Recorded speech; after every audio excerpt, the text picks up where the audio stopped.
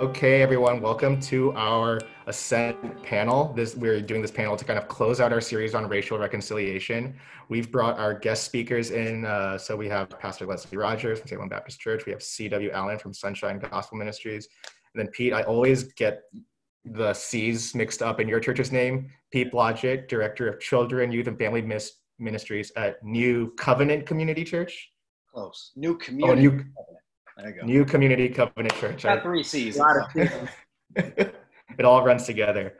So I'm gonna just ask that you guys maybe just quickly introduce yourselves, even though I kind of did that for you. But then just say your name, kind of where and how you serve, and then share with restaurants in Chicago opening and restaurants in California kind of closing. Maybe a good question that you can answer is, what's one place that you really want to eat at or get takeout from right now?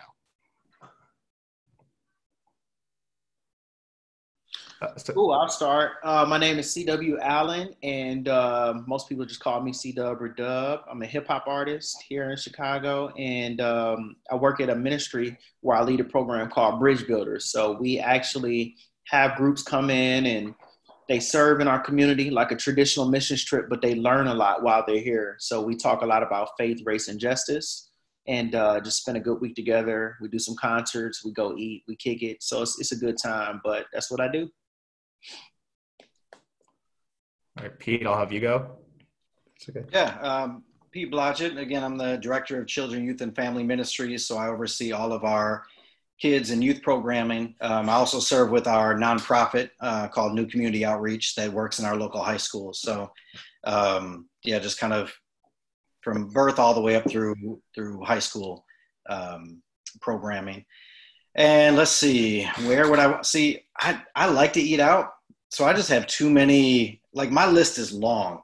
But I think if I had to choose, probably Maravillas. It's a Mexican spot, not too far from us. So some tacos, quesadillas would be. Bro. Yep. Tacos, quesadillas, and horchata. I'd be set. Oh man, I love horchata. It's just like cinnamon milk. It's like, I don't know. It's just genius. It's something like amazing about horchata. That's amazing. Yeah. This is the best I've ever had at this point. Yeah. All right, and Leslie, if you could go. Yeah, I need to get that information, Pete. My name is Leslie. I'm a children's pastor at Salem Baptist Church of Chicago. And that includes grades 1st through 8th grade. And I don't really want to like get takeout. I want to just be able to sit at a coffee shop and read. I know that sounds boring, but that's what I'm looking forward to. No, not at all. I long for the day where I can do work outside of my apartment. Yes. Totally empathize with that. All right, guys. Well, I want to thank you once again you've made so much time with our lessons, which totally blessed our church, and you're making time again with this panel discussion. And so we're just going to kind of get into it. And as we go along, if somebody says something that you maybe want to jump off on or piggyback on, please go ahead. I have a list of questions, but whether or not we get through them all, we'll see. But so for our first question is, how have you experienced racism?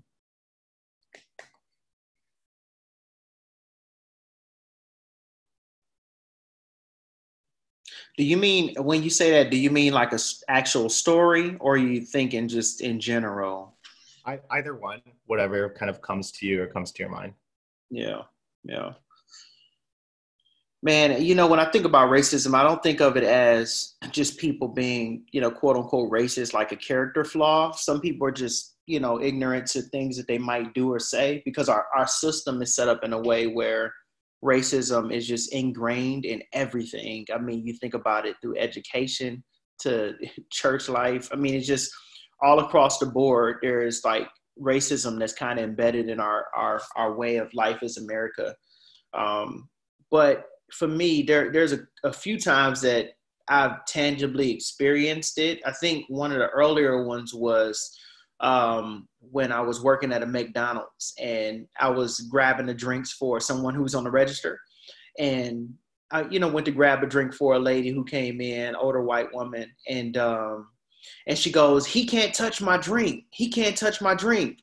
And I was like, like what? Like I touch everybody's drink. And so then I went to go get the food because I'm also grabbing the food for the front register. And she's like, I don't want him touching my food. You got to touch it. And my coworker was white. And I think that was one of the earlier times that I realized it. And I think the second tangible one was my second year of Sunshine. We had just got back from an 8th grade basketball tournament. And this cop rolled up. I went inside to use the bathroom, and I came back out, and all my boys were in handcuffs on the police car. And I was like, well, like, what did they do? Like, they must have did something to all be in handcuffs. And so I, went to talk to the officer. Hey, officer, was very respectful. Like, I'm their basketball coach, their youth leader. Just want to see what's going on. And he's like, you need to get back. And I'm like, I'm not getting close. I just wanted to see what was going on. Like, was there an issue? And he's like, you need to shut up or I'm gonna put you in the handcuffs as well. And I'm just like I'm a full grown man. And then my coworker comes outside and he sees us with the cops talking. And, I was in this weird situation, Kevin, where it was like, I could either be, like, no, you need to listen, and look like the angry big black man who should get shot. Or I cannot do anything and look like a punk to my kids, where it's like, he's supposed to protect us as the youth leader. And so it was just this weird situation. And then my director at the time, Dave, comes out. He's 6'4", blonde hair, blue eyes, and great guy.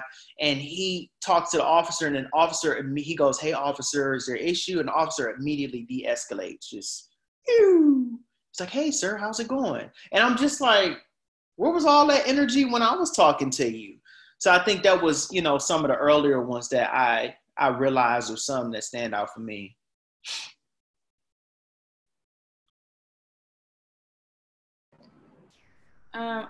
I think I was thinking about this question, and I think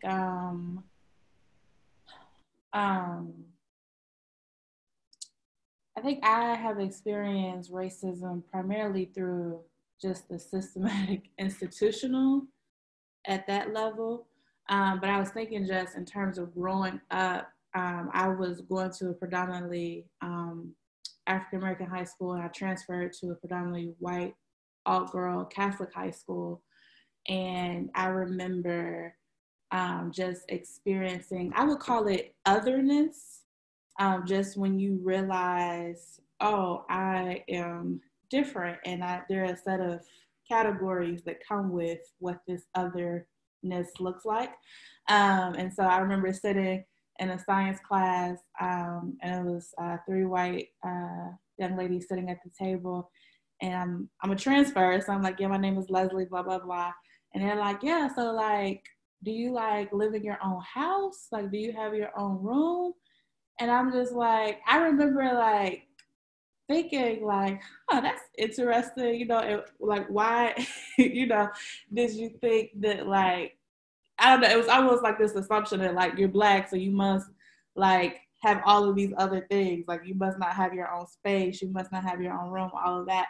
And so I remember just kind of like putting a mental note of like, man, like that's crazy that they think that. And my exposure, I hadn't been around anybody besides Black people up until that point. So it was even more just, I think, a shoe in the door of what it would mean for the rest of my life to feel like other.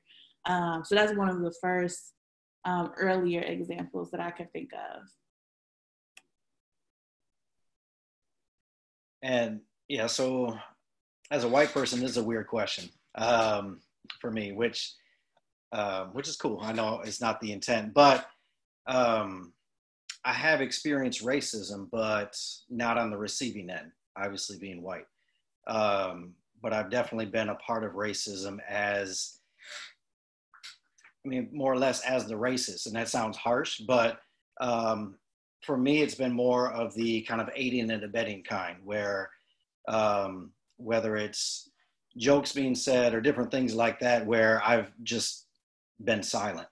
And so by my silence, just kind of letting that racism happen.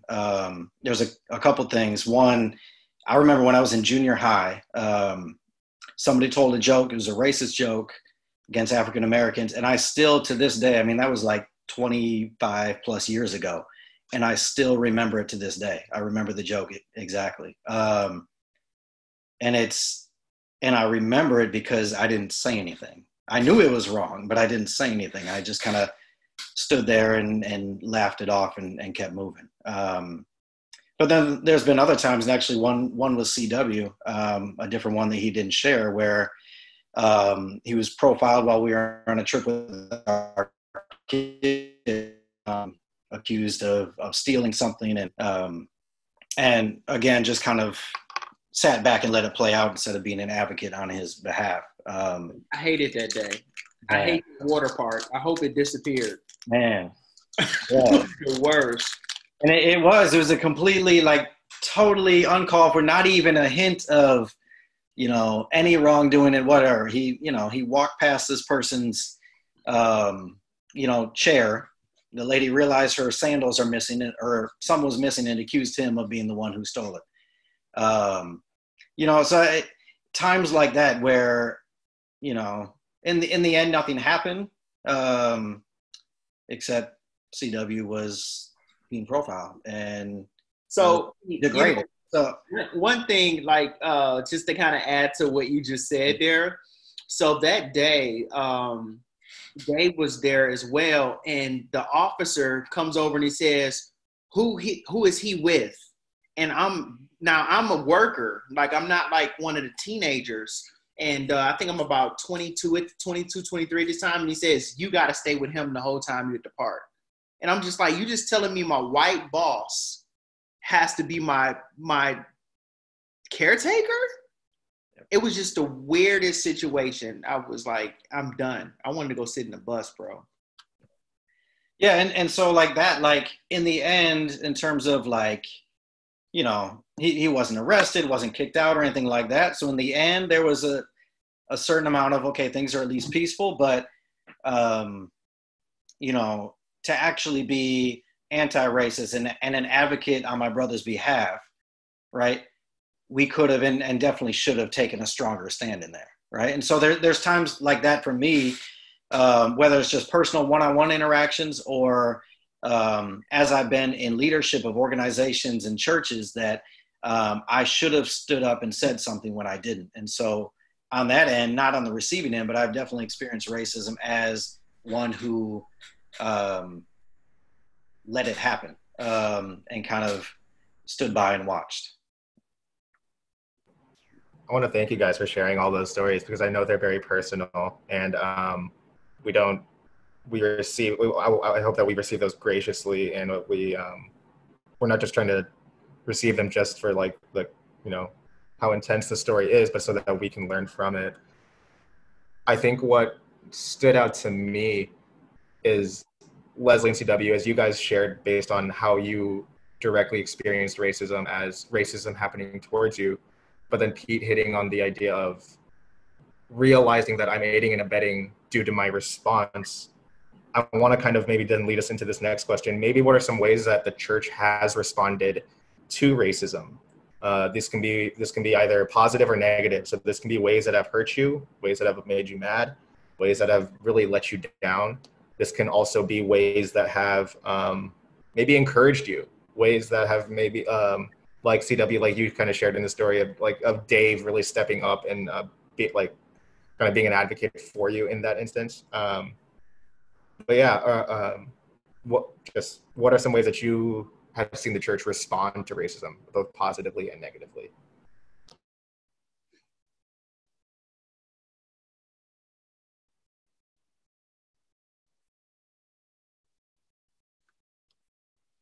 You got it, Leslie. I was gonna say, I feel like it's an unsaid rule that ladies go first. You got it. No, I guess I'll share negatively first. So my experience is somewhat different because I've been on the working at these churches as they've been trying to respond to racism. And so I think So one of the things I wrote down that I think is helpful is I said, don't address something publicly that you are not willing to deal with privately. And I felt like I said that because I felt like these churches, and who I think at that point I was working for a predominantly white church, and I think the situation with Trayvon Martin had just happened. And I remember sitting in the staff meeting, no one really wants to address it. And then a pastor asking me at some point, like, hey, you know, we have some like low numbers within our diversity survey. So like, will you come pray for us? And I was just thinking like, so I say all I have to say, I think tokenism is a very painful thing for Blacks and white spaces and I think it can be a tool for pseudo peace or pseudo harmony where you think that you're doing a good thing by addressing the issue. So you choose a Black person in your congregation to address something when it's not addressing anything at all. And I think that's one of the harmful ways. And I think another harmful way, as I think about my brothers and sisters as they reflect upon these things, is that it can be hard because like these pastors or these deacons who want to address these things don't even like have relationships with the people they say they want to advocate for. It's like, on the pulpit, it's like this huge show, but like in day-to-day relations, there is no relationship. So it's like, how can you advocate? How can you fight against racism if you don't even know like who I am? Like I like work in the next office next to you. So I think those things have been painful.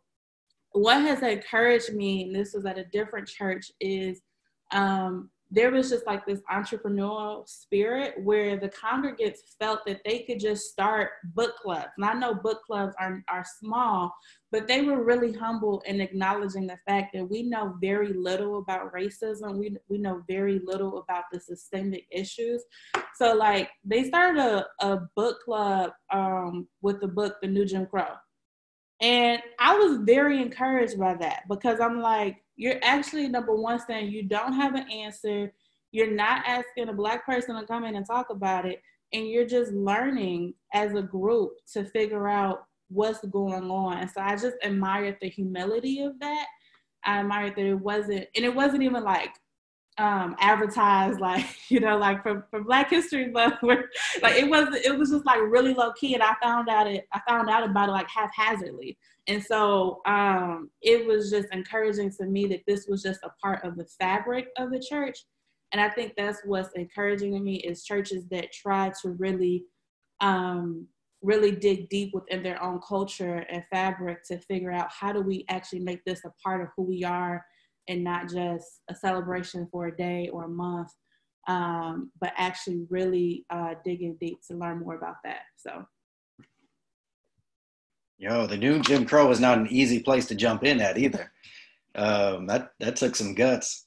I think for me, so the church for me more or less has, I guess the negative response has been similar to my own when I look at it personally is just that silence. So I grew up in the church.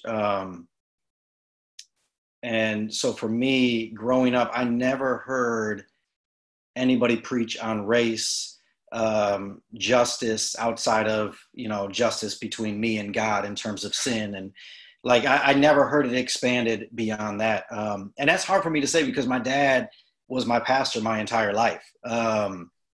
So for me, it was just, again, I grew up mainly like white suburban context. And so race was never a conversation anywhere, but definitely not in the church.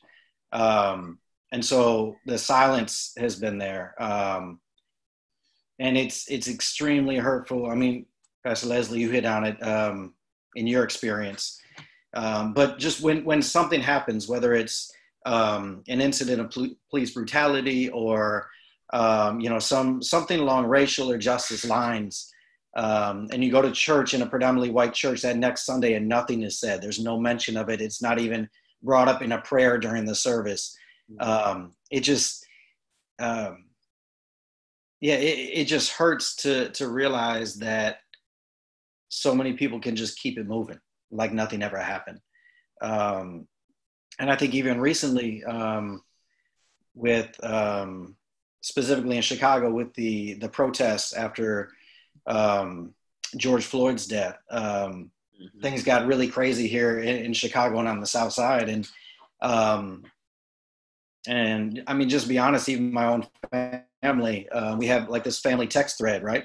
And things are going down in Chicago. And my wife, who's African-American, said to me one day, she's like, you know what, your family hasn't even asked if we're okay. You know, we haven't even gotten a text. And I mean, there's no beef within my family, with my wife or anything like everybody's cool. But it was just that it wasn't even on the radar to think, okay, we should probably check in and see how they're doing. It was it's a whole separate thing going on that doesn't really apply to us. And to me, that's where the biggest hurt has come in is, when I especially talk to people back home and from my home church,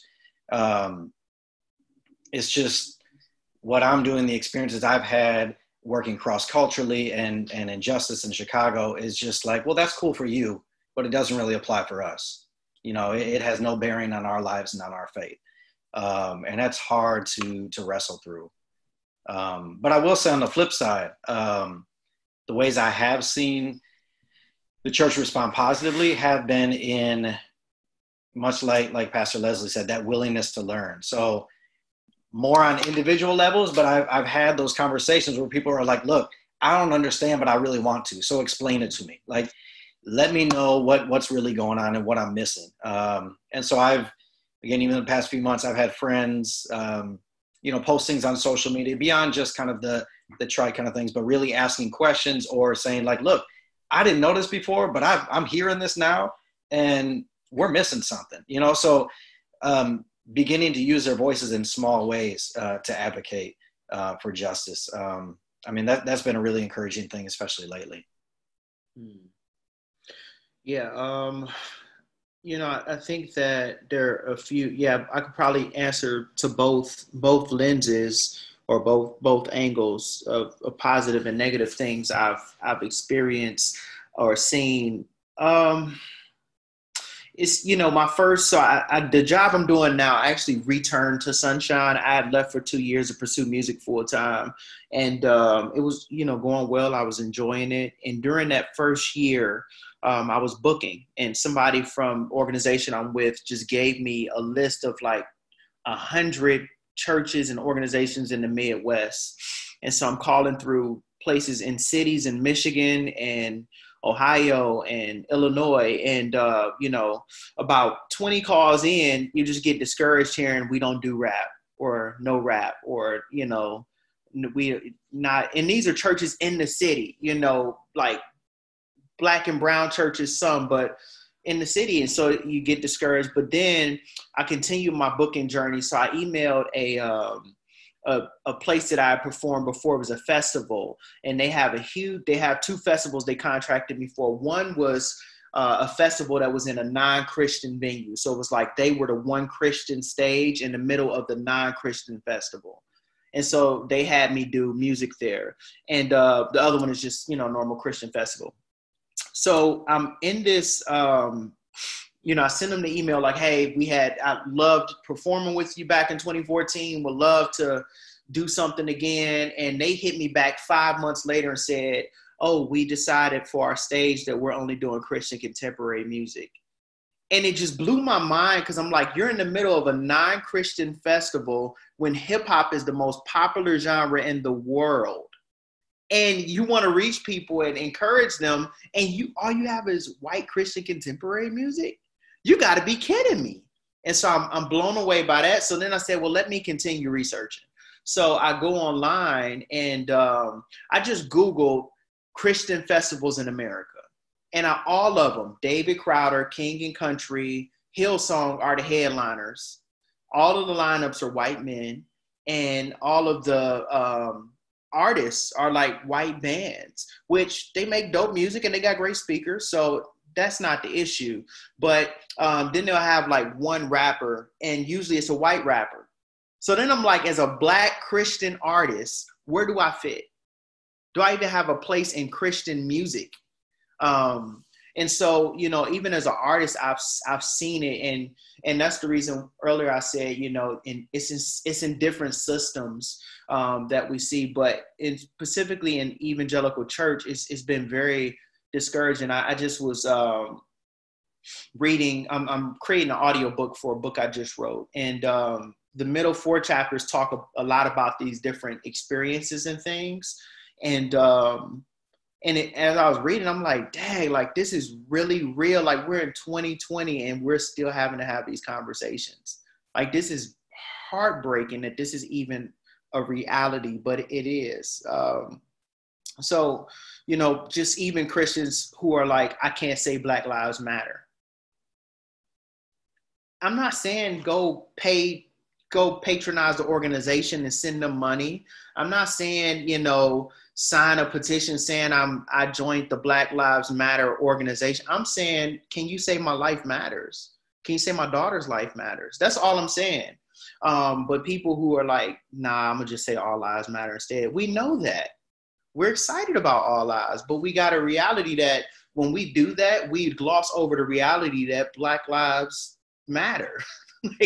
And that's been the case in our American history. And so the church has been a big proponent of that, unfortunately. A lot of Black Christians I know equate the word Christian with racist.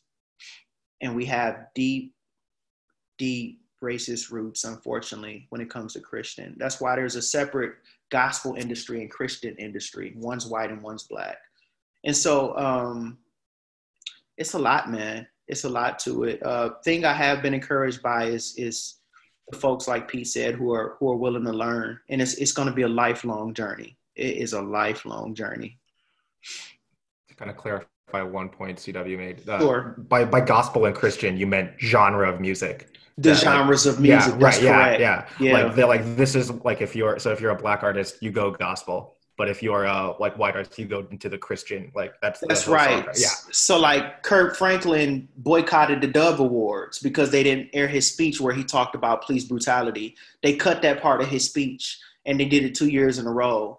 And so he just asked the Christian Dove Awards. He said, "Hey y'all, I need y'all to be praying with me. We're losing Black lives." And they cut that out of his speech. And so he's not going back. And Lecrae said the same thing. He might be going back now, but he said the same thing. And traditionally, those two have been separate industries. Gospel is Black Christian music. Christian is, you know, Hillsong, Toby Mac, that type of deal. And it's a reason that they're separate, unfortunately. One thing I think that stuck out to me as I was listening, that you all kind of said the same thing that was positive, was listening, right? In terms of the church's response. And what was discouraging was whether it was either apathy or maybe it's an argument or just experiencing otherness really, but it's listening is really the core idea. And I felt like as I was watching a lot of Christian leaders respond to George Floyd, Ahmaud Arbery, Breonna Taylor, there wasn't a lot of demonstrating of listening from these churches. I'm not going to name names or anyone, but yeah, it felt like a lot of these churches who had never really talked about race all of a sudden wanted to kind of like lead conversations on race.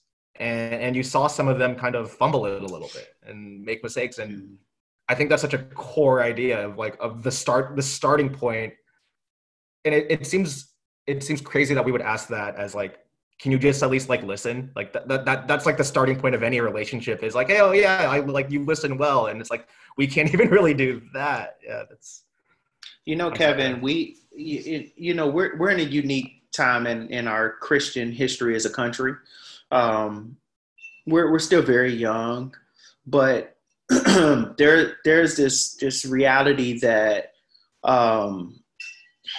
like it's just wild to think about where we're at, because America for a while, we've been the people who send the prolific Bible teachers. We send the missionaries. We write the commentaries. We put on the conferences and make the Christian music that tries to get everybody to conform to that culture or whatever. We have been the catalyst of Christianity in the world for the last 20, probably 50 years, right? Like you think about the prolific people, but this is a time where all we can do is shut up and listen as a church. I know that's pretty blunt, but this is a time where there is no special remedy. There is no catchy Bible phrase or book you can, like, it's time to just listen, learn, and see what the Holy Spirit is telling us to do and how to repent, lament, and move forward as a church. And honestly, just coming from the white perspective, all of that is rooted in pride, right? People don't want to listen because they think they have an idea of what the answers are already. And especially, Dub, I'm glad you brought that up about the teachers, because there is an assumption in the white church that people of color don't have the theological training or background necessary to be on that same level, if we're just going to be honest. And most wouldn't come out and say that. But I don't know how many conversations I've had about, especially Black churches, talking about kind of the little storefront church in the city and just assuming that there is no theological soundness within that church, right? And so when an issue within the church comes up like race or justice, white pastors especially have an idea that I know the Bible better than most. And so if there's going to be a biblical answer, a gospel answer on it, I already know it, right? And so let me lead my people in this. I don't need any help because I've been trained. I have this down already. And nobody else can really come and train me except the speakers and pastors I already look up to myself who look like me. But it's this theological arrogance that says, I already know what the Bible says, and now I just need to train my people in it. Instead of saying, no, you need to sit down and listen to this pastor who has been faithfully serving his flock for decades and decades, right? Who maybe because of institutional racism hasn't gotten the theological training that you have, but is just as versed in what the Bible says as you are, right? And so it's just rooted in that pride and arrogance that says, no, I can't be taught by anybody who doesn't look like me.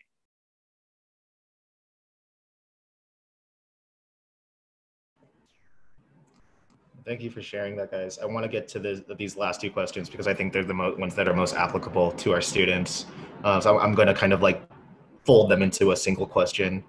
What are some ways that Christians who are from churches that haven't really wrestled with race, racial injustice, racism, can, especially for students as well, because we are a youth ministry, what are some ways that students can embrace the church's calling for racial reconciliation? And what are some resources that you would recommend? One of the things that I've been impressed with as a youth pastor is seeing how Gen Z cares about this. They care about racial reconciliation. They care about racism. And so I feel like as a youth pastor, it's like, if I'm silent on the sin of racism, my students are going to see that and they're going to know that. And some of our conversations that I've seen is our students are kind of like, what do I do? And who do I listen to also? Because there's a lot of noise out there. There's a lot of noise out there, and it's kind of tough to kind of like sift through, like who do I, whether it's like, there's just a lot of noise to kind of cut through. So yeah, to kind of like synthesize it down into two simple questions. How can students, Christians, embrace the church's calling for racial reconciliation? And what resources would you recommend for them? Yeah, first I want to say, I've been wanting to say this for a while to Kevin's youth group, is how much y'all pastor is like amazing. And it's okay if you don't realize it now, because I was thinking like, I didn't appreciate my youth pastor until like 10 years later. I was like, man, this dude was exposing me. This is why I brought you guys on, by the way. This moment right now is why I brought you. So I do want to I'm just amazed at your intentional discipleship, Kevin. So, and I hope your students, that y'all like just encourage him, because this is a difficult thing to do. So I'm going to answer the question out of order. People you should listen to. is Dr. Brenda Salter McNeil. She's a Black woman who has been, just amazing at explaining the reconciliation and the call of reconciliation as believers. And she just has had such a long history of ministering to college students. And if you put her name in YouTube, you'll even find like chapels that she's spoken at, and just at a really basic level, the call to reconciliation. But she has a gajillion resources. So if you just Google her name, you will find so many resources. One of the things that helped me is I took a class in seminary by Reverend Dr. Charlie Dates on African American church history. And I would advise you to just, again, Google Reverend Charlie Dates, because the historical piece and the conviction piece you will get from him, in the sense of a lot of the Black denominations that we have were because like white people kicked us out of the church. And so we formed our own spaces. And so even what my brothers were saying, that Blacks are so much still considered inferior to white preachers and teachers, and even Black theology is considered inferior and even heretical. So I think just to really, Reverend Charlie Dates will provide the historical piece and the biblical piece to help you understand what's really going on. So organizations that you can follow, I think that for politically and campaign, AND campaign, I think they provide a moderate space, and so I think I could be making this up. I don't know if this is their tagline. I'm imagining this is their tagline. If you're too, you might not say, I'm not a Trump supporter, but I'm not a Democrat, and so just providing a Christian space for you to think about your political position. Some of y'all are seniors, y'all 18, this might be your first election. And so you might want to start thinking critically about that. But they also provide just, why do we say Black Lives Matter? They provide that racial understanding. And then Truth Table is a podcast that I think is helpful because it provides just Black women's opinion on all of these issues. Black women who are just amazing, have so much education and experience with these issues, and providing it through a Christian lens. One of the things you all have to realize is that me and my friend was talking about this. The church is divided as to how they are responding to this issue. So it's so important that you get sound resources to understand these issues. It's not like the church has a collective response. That's our issue right now. So the resources I just provided, I think, provide a good balance of information. I will also say that Jude 3 project is a really good resource as well, because it highlights all of the Black theologians, all of the Black preachers, all of the Black professors and their perspective. And so a lot of times we have this sense of otherness and this sense of this is out here because we're just not immersing ourselves in the information. Now, I've talked so much, Kevin, that I forgot the first part of your question. The first part of my question was, what are some things that students can embrace to embrace the church's calling for racial reconciliation? Gotcha. Okay.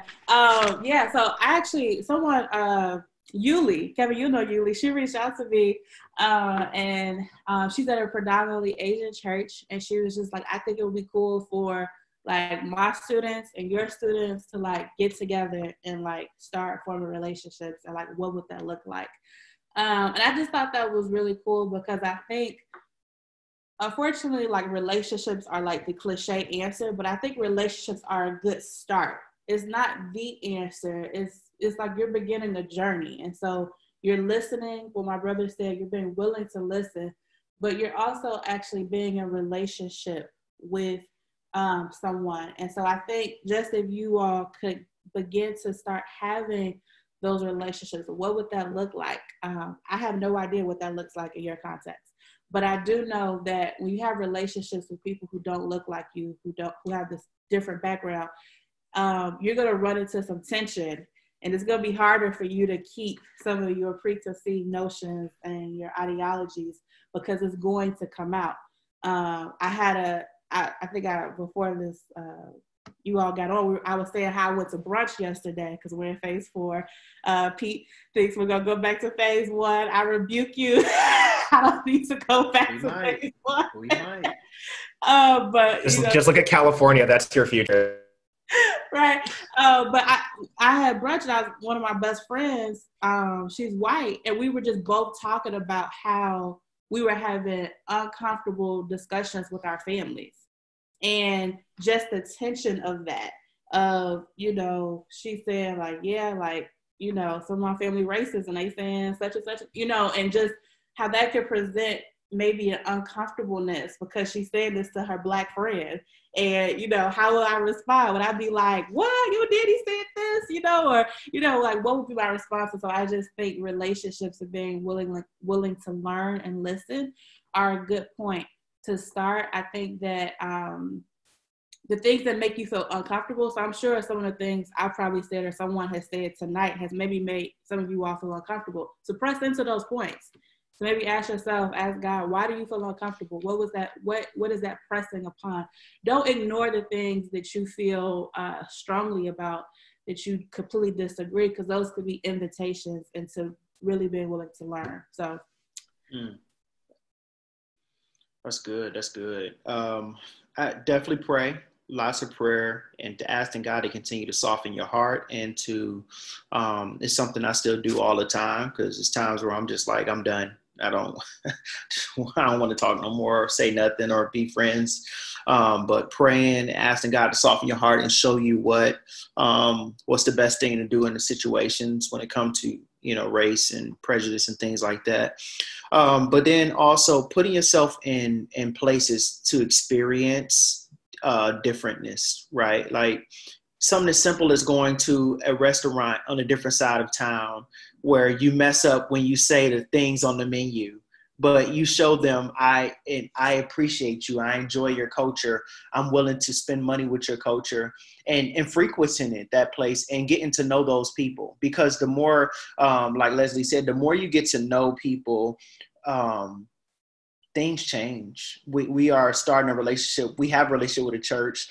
And we're talking through what does it look like to merge our VBSs during this COVID season? What does it look like to have the church be taught by some of the ministers at our ministry? What does it look like,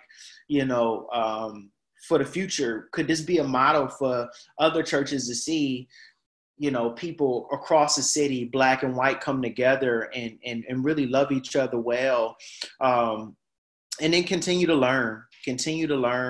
It's just a lifelong journey for all of us, and most of you all are Asian, so you understand that racism is real. You've been impacted by it in some way, or heard certain jokes and things that people will say. So in a lot of ways, you get it and you understand, and hold on to that and allow it to inform the way that you think deeply about Scripture and your own experience. There is so much out there that you could be learning and continuing to grow in. So just continue to put yourself in places to experience those things and develop. I always tell groups, I want you to develop a muscle memory. Like when you learn how to play guitar, you build the calluses on your finger, the blue calluses, and you start to learn how to move your fingers. And then the next thing you know, it's second nature. And the same with playing piano or riding a bike or swimming. What would it look like if, as a part of our DNA as Christians, we had a muscle memory that was able to call out injustice and say that's not right, and to figure out how to fix it, because it's just second nature for us to do that. We don't think hard about it. It's not overdone. It's just like when that happens, we're going to see a more unified, beautiful church.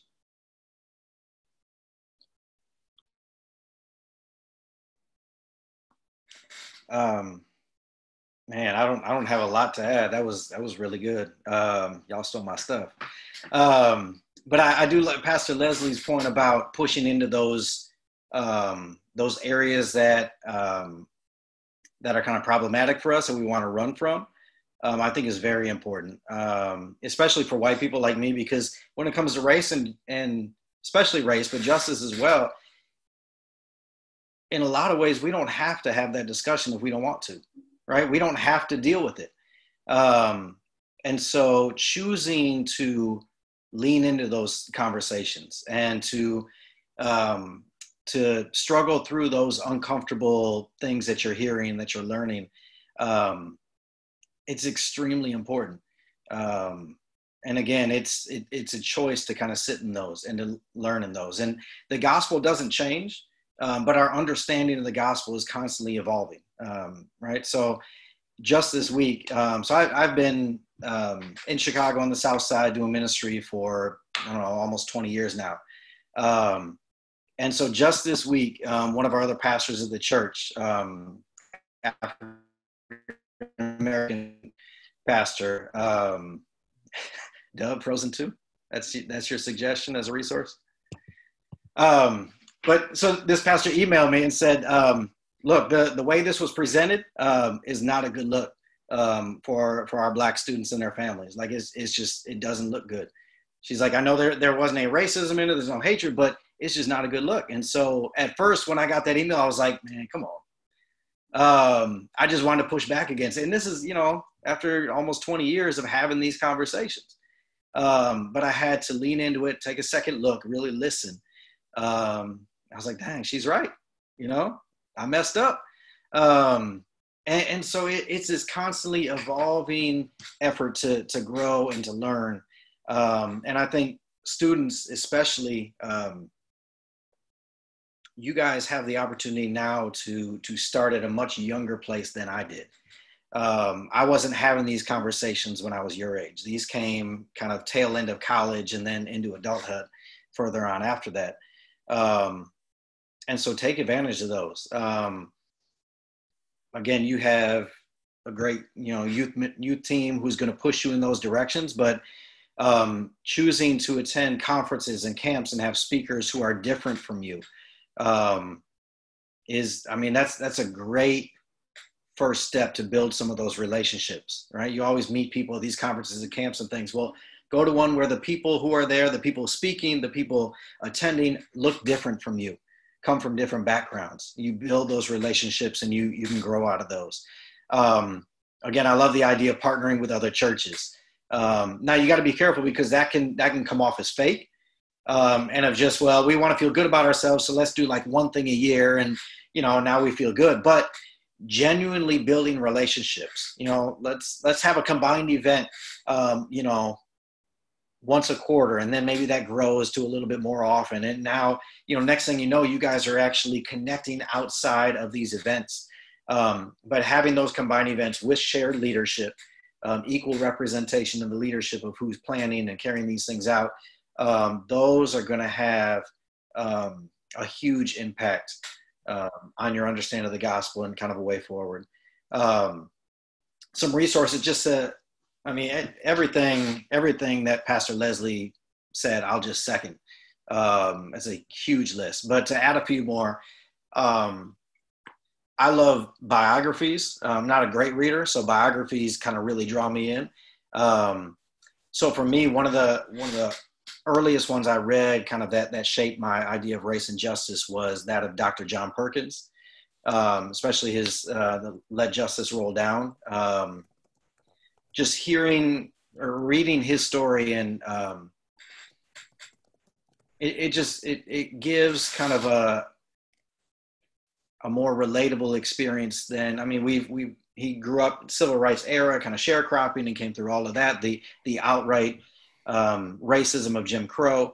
But again, it gives it a more personal feel than when we talk about MLK and Rosa Parks and people who are more historical figures to us. But so for me, early on, that was really formative in just kind of making racism real for me in ways that I hadn't before. Bryan Lorritts is another pastor that I look up to and respect when it comes to race and justice. And he's worked in a lot of white dominant areas. And so being able to speak to kind of that degree has been good. And then from the white perspective, which again, we absolutely need as white people, especially to listen to leaders of color. But it is helpful to have a white person's experience for them to be able to say, this is kind of where I grew from. I got to rep my pastor a little bit, David Swanson, who actually just had a book come out. It's called Rediscipling the White Church. And the idea is that racism and justice, our view of those, or our lack of view of those, or proper view of those, comes from a lack of discipleship within the church. So he frames it as learning and growing in our understanding of race and justice as a believer is the discipleship of the church. And so from a white perspective, his voice is really powerful, I think. So yeah, I would add those. Also, just kind of on race in general, if you just want some quick kind of hitters, New York Times just released, it's like 26 mini videos all about on the lines of race, bias, and identity. They're all just a few minutes each, but they're really helpful just to kind of break things down in very manageable, easy to take in concepts.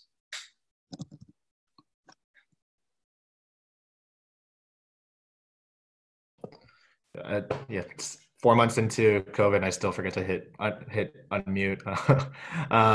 Guys gave us a lot of great homework. Thank you for just the time you guys have given, and I just want to reemphasize the common thread through that answer was relationships. And you know, as an Asian American, I have, as Leslie and CW, you guys pointed out, I've experienced otherness in certain contexts. Like my parents knew better than to give me an Asian food lunch, but every now and then when I did have like Korean food, I still remember just those few times where as soon as I peel open the Tupperware, it's like, here come the jokes. Here they come right now, right? And so I was used to experiencing otherness in that context, but my relationships with Pete, CW, Leslie, and Mosaic, it's just, those were such transformative experiences for me where even though I was other on the south side of Chicago, even though I was in a context that was much more diverse, like Mosaic, because it forced me to be out of my comfort zone, be other in a way that I wasn't used to, and build relationships that way. It completely transformed how I view the gospel, because I think that's how God transforms us, is through his son, Jesus, of course, but then also through the church, through just building relationships with one another. And so I want to thank you guys for transforming me and for sharing your wisdom with our church. So yeah, thank you so much, guys. I'm going to now hit pause or stop on the recording.